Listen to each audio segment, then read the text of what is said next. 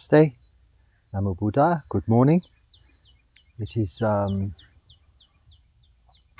not entirely sure of the day of the week. It is, actually it's American Independence. No, it's not. It's the Indian Independence Day today, which they celebrate quite wholeheartedly here in India nowadays. But it's also the 14th day, the day before the new moon. The new moon marking the first phase of this 3-month retreat period I'm spending here in Ketohali for the monsoon, the rainy season, as is traditional for Buddhist monks to stay put, be intransient, remain in one place in order that we're protected from the rain elements and also the crops. The environment is protected from us, trampling things down and walking all over the place, wandering, as used to be in the time of the Buddha our habit, not so much these days, as conformity has established monasteries with many people staying, really a lot of them in a monastic career, in communities. My own choice is perhaps more inclined towards wandering, not so much out of preference. It isn't convenient to live that way so much as in a very comfortable monastery, but for my practice, I find the insecurity, the uncertainty, the sheer exposition and example of anicca, impermanence, the Pali word, one of the characteristics of our very existence, is very beneficial to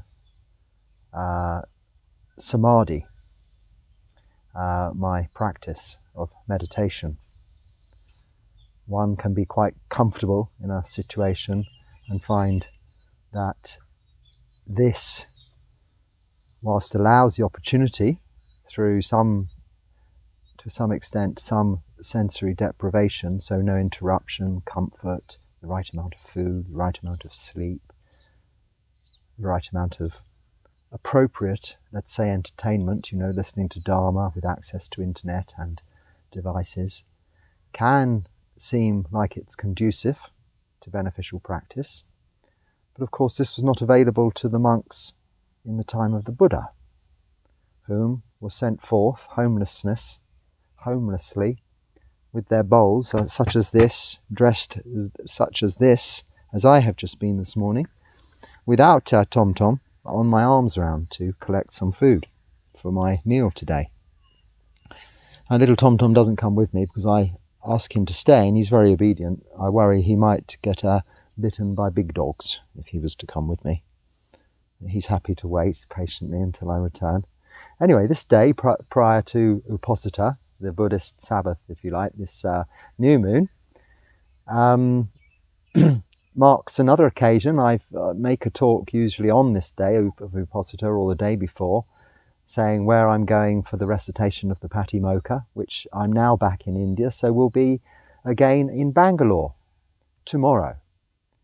However, I think maybe some monks are coming here this afternoon to collect me, to take me there, rather than me having to go on the bus there tomorrow. I prefer they didn't. I think it's just as easy, it's not far away, for me to go for the Patimokkha only tomorrow. But we'll see when you're living in a community, you live as the community and do as they do. So that's part of this 3 months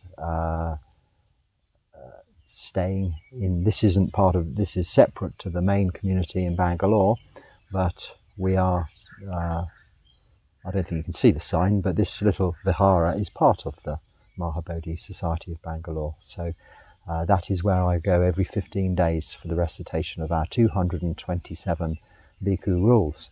And they are totally applicable to sila, moral virtue of the Buddhist monk. And they are our guidance, if we are out wandering, as to how to live.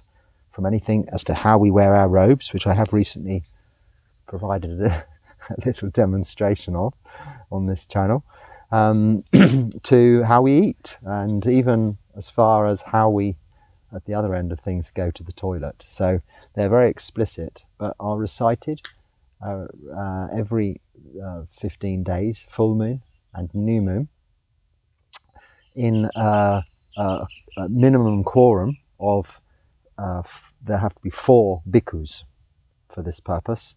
In Bangalore, this is not a problem because there are something like 34. But where I've come from, sometimes in Thailand, it was quite a problem. We were just 3. Occasionally one would be there for that occasion, so we could recite the Patimokkha.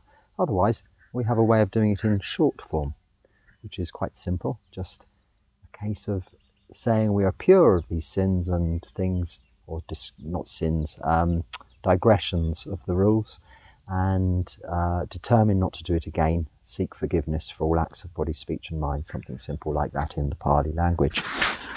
Now, I'm always reminded at this time of the month, because it's like my calendar really, days of the week, even weeks, months, years to some extent, of that not such a significant thing in my day-to-day activities, being that I don't have to adhere to a diary. The days of the week are irrelevant really.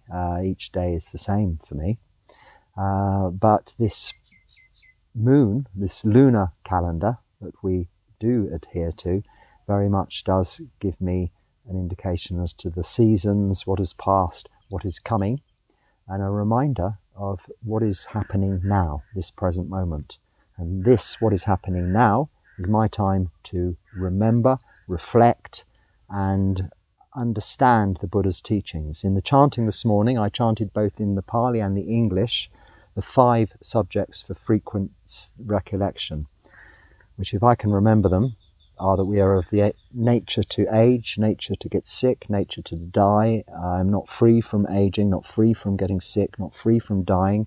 We are responsible for our actions and the results of our actions, and we are the heirs to those actions. The results of those actions, vipaka, the actions being karma. So we recite that regularly. In fact, we should recite that every day, every morning, as well as the reflection. And I'm starting to do this now, because in Thailand you do every day, you reflect this. We had just one chanting session, puja, in the afternoon, but we always reflected those 5 recollections. There's also, on top of that, 10 subjects for frequent recollection, which we used to often chant, but also the appreciation, the reflection on the use of our 4 requisites. This is more applicable to monks, but it can also be applied and be appropriate to lay people who are practicing Buddhists, to remind them of making good use of things, just generally speaking. And that's not a bad thing at all.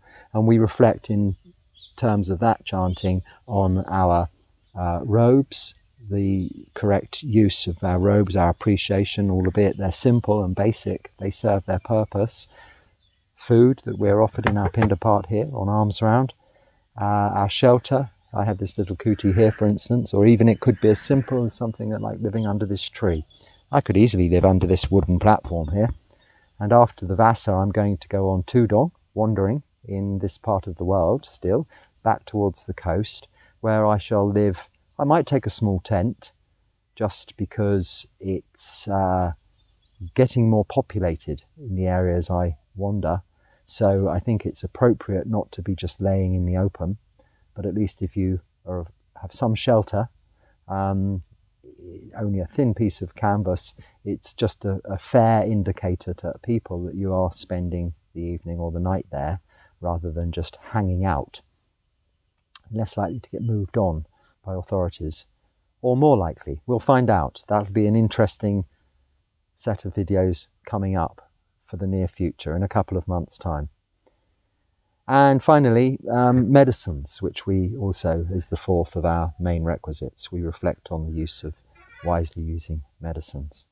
So these are the reflections offered in the morning or afternoon chanting. I don't think it matters too much when those reflections are often chanted, but they're usually in the morning, because in the evening we usually take a longer time and chant the suttas, like the Mangala, Ratana, the Paritas, if you like, the protective chants. So I'm going to also start to maybe chant those in English. I haven't done this before, having never really lived in a monastery in England for any length of time, which is probably, or in other countries of English speaking. I've never really had that opportunity, but I've heard it, and it's never that appealed. But saying that, and we don't even know our own minds, do we? Saying that, having chanted a couple of reflections just recently, I did find it rather useful to bring it all back to me. We tend, even if we understand the Pali, to start to chant by rote, just perfunctory fashion, as I was talking about with people and their meditation, and myself, our meditation. If it's too routine, it can become perfunctory and it doesn't perform. It doesn't actually give what we're setting out to do, which is deep levels of understanding from that single-pointed, focused attention to one-pointedness, one meditation object, leading to absorption. It's only through this deep absorption and then freedom, liberation from the five khandhas, the feelings, the physical feelings and the mental thought processes that are going on all the time, distracting us, leading us in this direction, that direction, making us want this, want that, or not want this, or not want that. When we're free from all of that, we can really go inside, not be looking outside for external sources of inspiration. We can find that inspiration in ourselves. This is sometimes described as the Buddha within, rather than finding this Buddha outside, going here, going there, like me wandering on Tudong here and there. It's not to go and find, not to go and seek. It is to experience each and every day the elements, living outside that of homelessness. And this is something I was also reflecting on recently, about this question of self. What are we? Who are we? And I asked the question, well, who am I? And, I cannot answer that. It's can any of us? I am, to all intents and purposes, a Theravada Buddhist monk.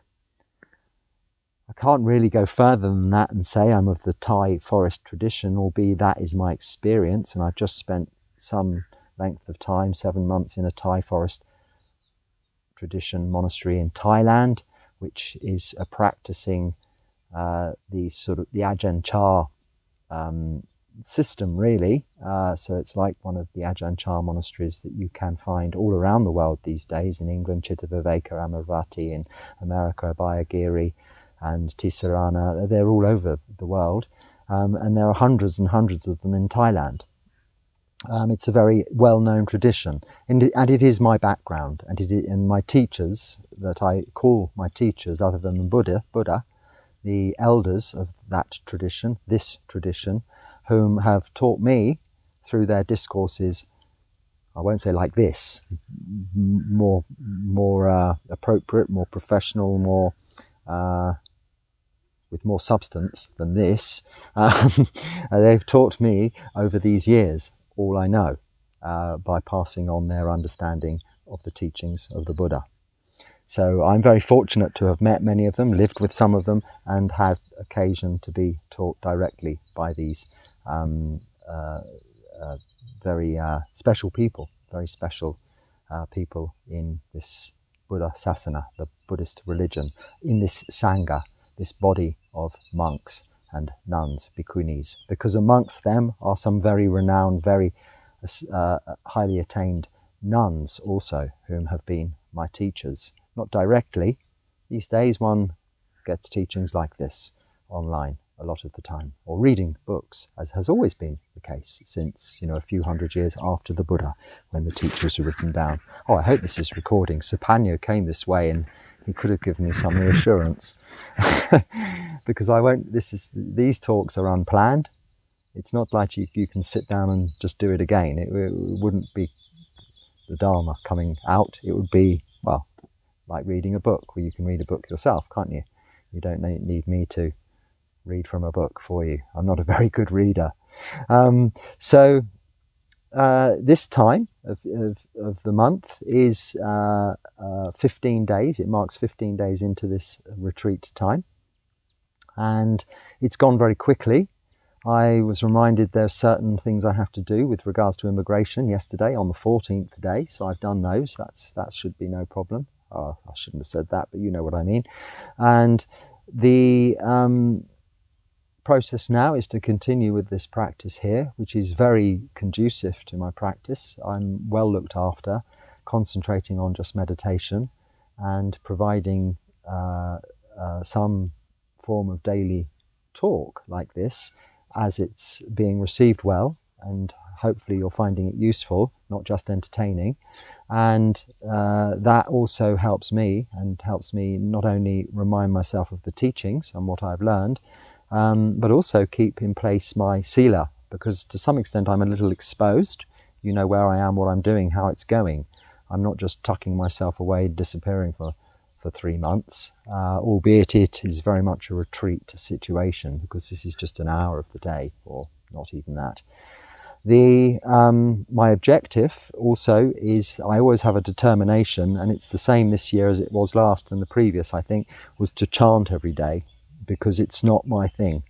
I didn't used to like chanting. I can't say I'm a fan of it now, but this is the point. We make a determination to do something a little out of our comfort zone. So not only am I learning I don't seem to pick it up very well for doing it now for all these years, but learning the chanting in Pali.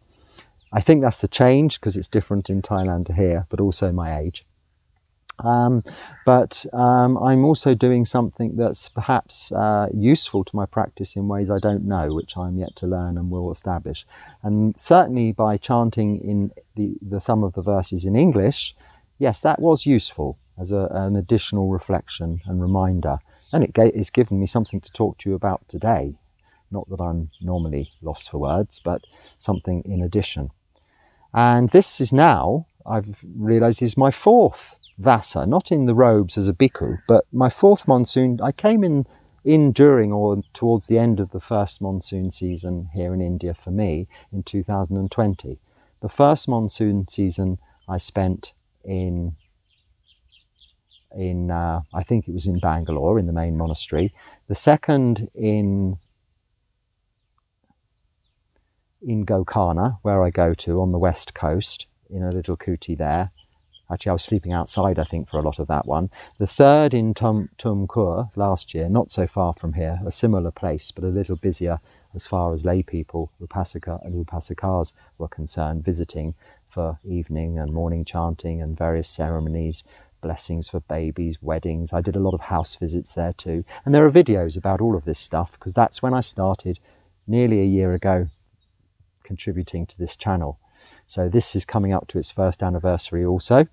And this year, being my 4th Vassa now then here, spending the monsoon season, is here in Katohali, where I'm being very comfortably hosted by the 3 Samaneras living here, and the lay person who's a kapia, who's our sort of temple boy, you'd call them in the olden days, or assistant, who can do things like put petrol in the scooter they use to go back and forth to the shops and buy things. He bought me another SIM card. We can get SIM cards if an Indian buys them in their name with their ID. They're very cheap, so he got me another one of those so that I can... I've been trying to stop these live broadcasts getting cut off, and I've just been, because they're less than £1, these things to get in English money, so less than 100 rupees to try a SIM and find the best signal so that the live broadcasts, the chanting, I can also record the chanting, but then it still needs uploading. And I think there's something different about the chanting for what it is, being a live thing. It has a certain additional dimension I can't describe, but depth to it. It also gives me purpose. The morning chanting I'm doing alone, usually they're not awake, or unless they get up very early and start meditating, but I don't think so. I have little Tom, he's disappeared now, and it's just me. So I quite like to know that even if it's just one person joining me, it's I wouldn't say comfort, but it makes it seem more purposeful, more useful. Sapanya is wandering over there. So today, that's 4 years. Prior to that, 5 years, I spent between Thailand and England, and 3 of those years living in a van. And that was another experience in itself, which one day I should talk more about, because my van life, although I didn't document it like I'm doing this, because many people have done so, but my experience of that was coming from an entirely different perspective, of course, rather than what you'd see on YouTube about van life people whom are about Instagram and pretty fires, campfires and beautiful scenery. I was leading the austere life, or would seem to ordinary people, austere life of a 8 precept Buddhist, actually living as a Buddhist monk as close to the Vinaya as I possibly could. So in that respect, it wasn't as dreamy Instagram as you might imagine, albeit there are some beautiful pictures of sunsets, and it was very picturesque in the part of the world where I was living most of the time. Plus that, coupled with my toing and froing to Thailand, living in the monastery there, training in this tradition, and putting that into practice whilst living in the van in England, which was most of that time, then it all makes a very interesting story. But that's not so relevant as to what I gained from it, from that experience, which was my understanding of the teachings of the Buddha and how to put them into actual practice. Because it's all well and good having an education and knowing these suttas and knowing this Pali language and knowing dependent origination and knowing this and that in these lists. But are you able to use that? Are you able to use that to have good relationships with your loved ones? Are you able to use that to have good relationships at work with your bosses and your colleagues?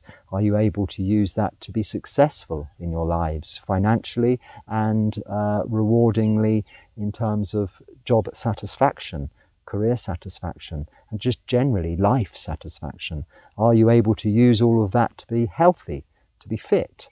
To be also mentally healthy, free from anxiety, free from any forms or looming forms of depression, addiction, and these problems that are so prevalent in the modern day and age, that have always been there. They're not a new thing, they're just more recognized, sympathetically treated and highlighted these days. So we, through the teachings of the Buddha, who was highlighting those sympathetically and treating them 2,566 years ago, unbeknown to modern times, that this is not a new thing. He was treating anxiety and depression through the teachings of the Four Noble Truths and the cure, the practice of the Noble Eightfold Path. Simply put, Sila, Samadhi, Panya. This was the Prozac of the time. Even that's probably an outdated cure nowadays, or assistance, but it's the only thing I can think of. But, you know, if the Buddha's teachings aren't Valium, what are they? They're about tranquility, passaddhi. They're about that peace, that calming of our mental activity, in order that our then bodies can relax and become more healthy. But it isn't just about that. It's about developing wisdom, this deep inner insight that we find within. So largely a point of this 3 months here is that I can do that, delve deeply, like every Vasa, into my own emotions as they arise, as they fall, and come back to that question, well, who am I? And because of my varied lives within this life, which cannot really be equated to this current life within this life of a Buddhist monk, and we'll just call it that. In fact, I just call myself English monk, because really this life of a monk is what it is. I'm mixed in traditions. I'm like not a pedigree monk, like a pedigree dog, much like Tom Tom. I'm what we call a mongrel, a mixture, a Heinz 57 variety of monk, in that my various backgrounds and where I have lived and experienced have all been a little different. This is different to Thailand, country-wise and monastery-wise and tradition-wise, but you call it all Theravada under that same broad umbrella. The same Vinaya, the same teachings, the same teacher, the Buddha, the Dharma, and this is the Sangha. Now, what part of that Sangha you choose to be, or our position are put in, is going to be as a result of the practice you have put in place, the causes and conditions that that are karma, that create that vipaka, the result of those causes and conditions. And it is so that I am here. I'm very happy to be in this situation as a result of what can only be, I suppose, beneficial actions I have in my practice to create these acceptable causes and conditions. And I don't label myself or answer my question, who am I, what am I, because it doesn't seem now to be necessary anymore. I don't really know my name. Someone asks me my name, I look a bit blank. I tend to just say Dan now, which used to be my name, shortened form of Daniel. Then in India, I'm Bhante Dhammarakkhita Bhikkhu. In Thailand, I'm Phra Dan. Technically, I'm Bhante Dhammarakkhita Bhikkhu, but on my passport, I'm Daniel Charles Mason. On my passport, I was born in 1967, but as a Bhikkhu, I'm just going to be in my third Vasa, so I'm like a toddler, a 3-year-old. They call this a Navaka Bhikkhu. Within your first 5 years, you're not a novice monk anymore. That's when you're a Samanera for a couple of years, but you are fully ordained. You are a Bhikkhu, but you are still under the guidance, the tutorship of your Upacharya, your main teacher, officially. And you seek his permission to go elsewhere, as I did, to go to Thailand, and then from them to come back here for this Vasa, and anything where you're going and what you're doing. Technically, you should stay within the monastery. That is a little bit more flexible here in India, which is one additional reason for my preference to be able to wander a little bit more.